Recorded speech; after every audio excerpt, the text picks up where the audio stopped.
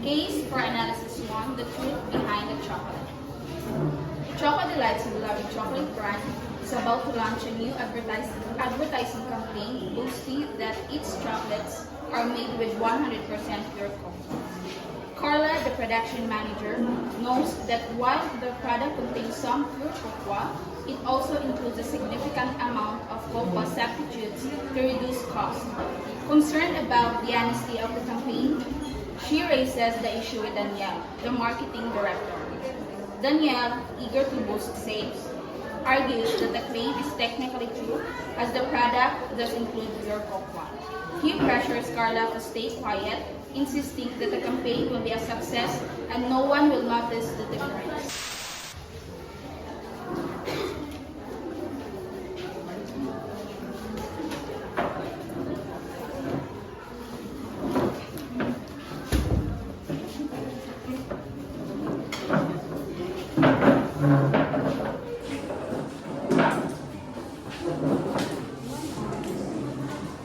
The CEO will arrive in 5 minutes.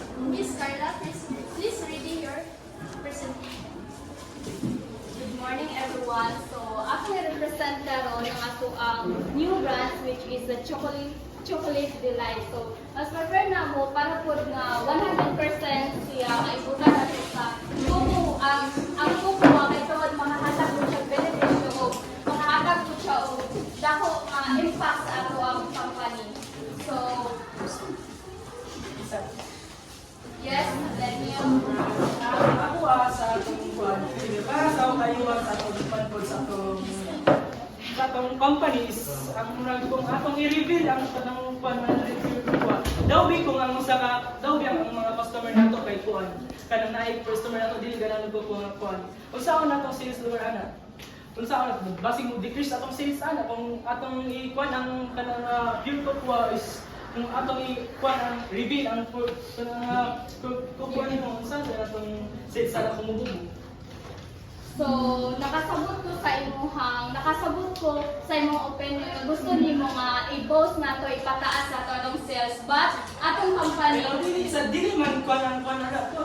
Kung unsa na kung dawbi ang sales, dawbi daw may tao dili mo kuan dili giganado ka ng pure cocoa. Unsa ka to sales? Dawbi ba pagtuhan na to sales, dili unsa na atong kuan nga imbis atong gusto nato sa company is to grow is murag maapektuhan mo decrease atong profit which is maapektuhan lagi na to ang company nga tungod ana nga kuan kung dili sila ganahan ang uban nga tao.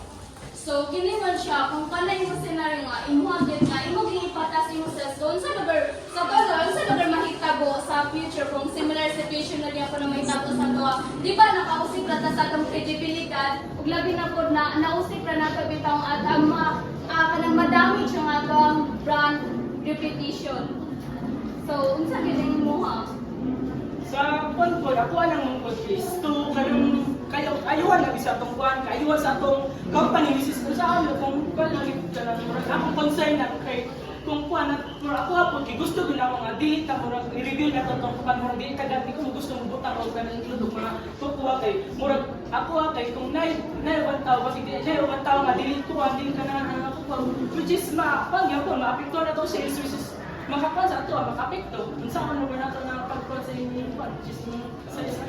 Kung ako sinaman ko do'y ganahan kay because of sa ato ang mga benefits sa kukuha daghan siya og benefits makahatag po siya og heart health protection brain booster so kailangan naman po uban nga gusto ra sila nga kukuha rather than butangan i-mix pa na to atong ingredients, di ba? So kuan di siya ato ang company kay naa na sa closing line. So kailangan na to magpakatotoo kung unsa gid ang ato ang ingredients. Tapos kuan man gud kay siya kung imo gid nang ikuan nga i-post gid imo ang imong sales itital questionable kay siya ba?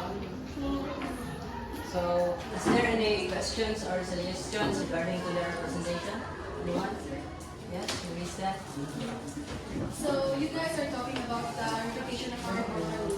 If ever we would launch the idea of yours and also yours, what could be the long-term impact of the Chocolate Delight in the truth we're revealed? is kung iya tong pero kung iya ang kuan ila nga kuan kay murag maapektuhan bitaw gyapon natong maapektuhan atong sales or atong profit is kung magkuan daw ang mga ubang tao na ubang tao dagan ubang tao nga dili ganahan na mga ikuan ang fear ko which is maapektuhan atong sales kung kuan po kung dili kung kuan po nakuha ang kuan basig dagan ni tao nga dili gana ay ganahan og kanang wala ay ganahan nga wala ito po which is muat increase atong sales so mupan baka mo grow pa atong company. So, grow ang company. Sa ako mong go, di ba, ingon ko ganina, ang atong company na ana sa crossing line. So, kailangan na to, while it's technically true, para lang, kanang gusto natin tinugbitaw nga, include din nato ang ato ang pure 100% ang kukuha. Dili lang pugdod ta nga kuan toy. Ang uban man jud, ang uban gusto ko og dili na gusto og daghan pero mas more on na dili ko nato daog to ng atong reputation, atong brand reputation kay lisod man kayo nakausip ra ta sa atong credibility to, ato na po siyang exchange, di ba? That's our thing.